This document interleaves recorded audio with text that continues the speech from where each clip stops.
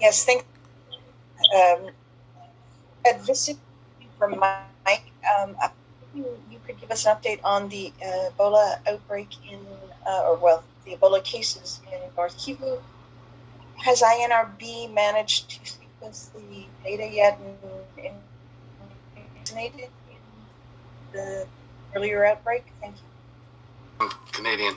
The connection wasn't 100% good, but I think I got it. With regard to the sequencing, and with great credit to our colleagues in Congo, the INRB received the samples in the last 2 days. The sequencing process has already begun, and we expect Prof. Mayembe and his team, Steve Ahuka and others at INRB to report the genetic sequencing results over the weekend. They're very important, and that's from the first case. We've had that second case, again, another female case, a lady of 60 who died. And we've had a further case reported this afternoon, though I don't have details of that case. There are epidemiologic links between the two unfortunate women who've passed away, but we are still unclear around the original community source of the case. 182 contacts have been listed, 95 in Vienna and 87 in Katwa. And only 3 of them remain unseen at this point and unfollowed up.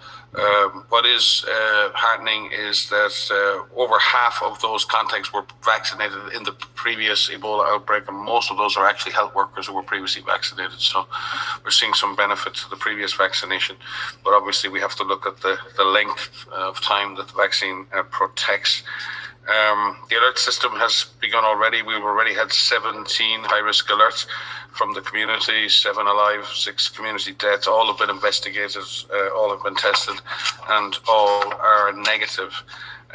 We've seen the Butembo laboratory for Ebola virus disease has been reinforced, and we have 9,000 gene expert cartridges in country, trained technicians on site. First shipment of Ebola vaccines was transferred to Goma today before yesterday, arrived in Butembo today. Cold chain equipment, ultra cold chain, has been set up in Butembo today. Vaccination teams are being trained today, and we have over vaccine in country to vaccinate 16,000 people, and we have MAB114 and Regeneron monoclonal antibodies in country to treat 400 patients. Those therapeutics are currently in Kinshasa and Mbandaka, and they're been airlifted over the weekend.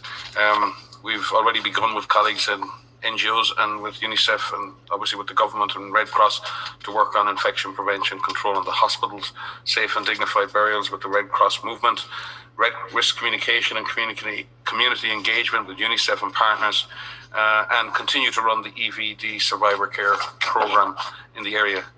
Logistics is difficult, but we do have ultra cold chain technicians on the ground, and more of that equipment arriving. As I said, we have both international and national staff on the logistics side, fleet managers, a small number of vehicles, and a lot of other equipment to refurbish the Katwa Treatment Centre, which is currently being upgraded for treatment of cases. We've also transferred a specialist VSAT satellite communications equipment from Mbandaka into the area, and Thoraya satellites equipment, generators, and other material that will help support the response. So we're doing this in support of the government and their leadership in the response, and in partnership with our colleagues in UNICEF, Red Cross, international and national NGOs in the area. Obviously, 2 cases and now a third may not seem like many cases in the light of what we see globally with COVID, but we've been on the alert waiting for any signal of the return of Ebola in Eastern Congo, and we'll do everything in our power to support the government and the response. I think that's it, Helen.